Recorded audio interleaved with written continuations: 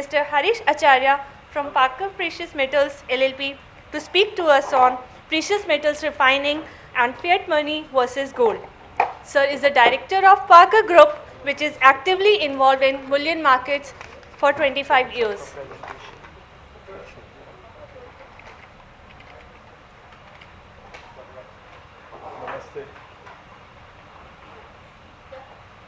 नमस्ते। मैं एक लौता स्पीकर हूँ हिंदी में बोलने वाला आप सबके सामने, और 2 दिन बहुत अच्छे गए मेरे, सैटरडे और संडे। और स्पेसिफिकली आज सुबह गुरुमूर्ति सर से जो हमने सुना है वो मेरे 15 साल के या 20 साल के करियर में इतना अच्छा स्पीच मैंने कभी नहीं सुना है। तो हम उससे आगे बढ़ते हैं कि मार्केट क्या है और क्या गोल्ड और फिएट मनी और गोल्ड का क्या संबंध है। तो फिएट मनी मीन्स एक करेंसी है जो लार्ज कंट्रीज़ है, जो महाशक्तियाँ देश है, जो बड़े कंट्री है, वो छोटे देशों की तरफ उनका जो नज़रिया है, जो उनकी रिस्पॉन्सिबिलिटी है, वो उसको कहीं वो बीच कर रहे हैं, यानी उसको वो तोड़ रहे हैं। कि जो डॉलर 2020 से मैं देख रहा हूँ 2020 से 2025 के जो पीरियड में जो डॉलर का जो डेप्थ है वो 22 ट्रिलियन डॉलर से 36 ट्रिलियन 2024 तक गया। यानी ये 40% डेप्थ यूएस कंट्री ने बढ़ाया और उतना ही करेंसी वहाँ की कंट्री ने प्रिंट करके दूसरे कंट्रियों को एक्सपोर्ट कर दिया गया। तो उसका मतलब ये हुआ कि डॉलर अगर प्रिंट करता है तो उसका डॉलर स्ट्रेंथ हो रहा है। और जैसे मैं दूसरी कंट्री देख रहा हूँ, इंडोनेशिया, जिम्बाब्वे, म्यांमार, वो पेपर करेंसी जो छाप रहे हैं, जिनका एक्सपोर्ट नहीं है इन्फ्लेशन, तो वो कंट्रियाँ मर रही है।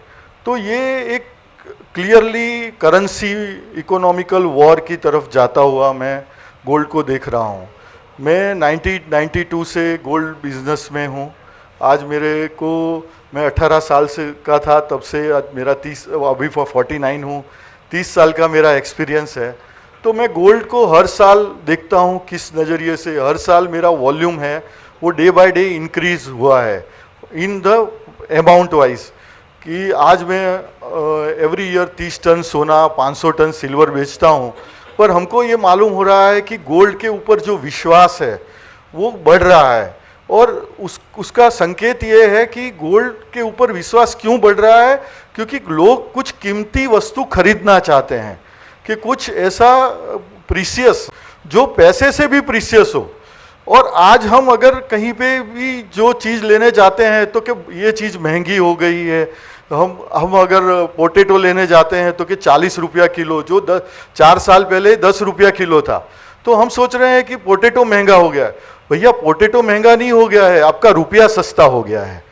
तो ये रुपया का जो सस्ता होने का जो चलन है वो हम देख रहे हैं कि प्रिंटिंग मनी, क्योंकि जब भी डीमोनेटाइजेशन हुआ 2016 को, तो 17 लाख करोड़ रुपया कैश इन द मार्केट था, और आज की डेट में 32 लाख करोड़ रुपया इंडिया का भी जो कैश है वो मार्केट में है। तो इसका मतलब है कि इंडिया में भी करेंसी प्रिंटिंग तो हुआ है, कौन से लेवल पे हुआ है वो मालूम नहीं है, मगर ये हर चीज़ को महंगा करता जा रहा है। इन्फ्लेशंस इसके कारण ही बढ़ रहा है और इसके साथ ही बढ़ रहा है। तो हम सोच रहे हैं कि कोई भी चीज़ सस्ती क्यों नहीं हो रही है, तो सस्ती होगी भी नहीं।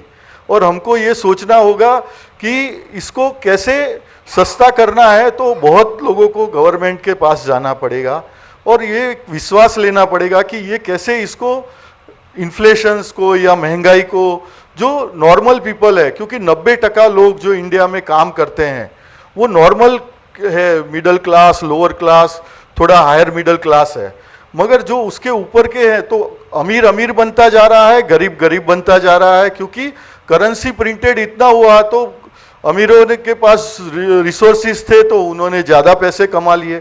तो ये चीज़ें हमको समझनी है कि इसको कैसे आगे जाके हम कर सकते हैं।